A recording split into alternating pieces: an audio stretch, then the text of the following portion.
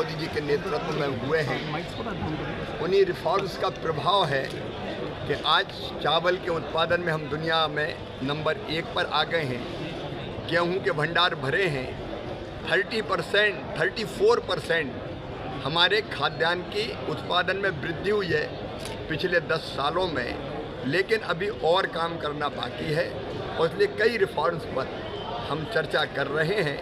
उन सुधारों को भी तेज़ी से करके खाद्यान्न के भंडार भरना, गुणवत्तापूर्ण उत्पादन हमारा हो, पोषण के लिए उपयुक्त हो और किसानों की आमदनी और बढ़ाने का काम हम लगातार करेंगे। भारत केवल भारत के लिए नहीं है, दुनिया का फूड बास्केट बन जाए, इसकी भी हम चिंता करेंगे।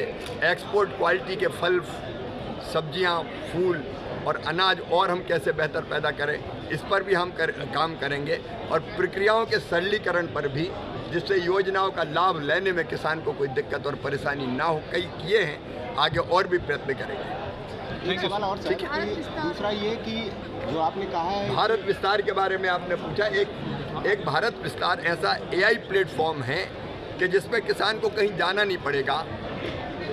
वो कोई IT एक्सपर्ट नहीं होता कि डाउन करो कि लोड करो, उसको सीधे वो मोबाइल पर सवाल पूछे और उसका जवाब मिल जाए। तो ये भारत विस्तार AI प्लेटफॉर्म हमने लॉन्च किया है।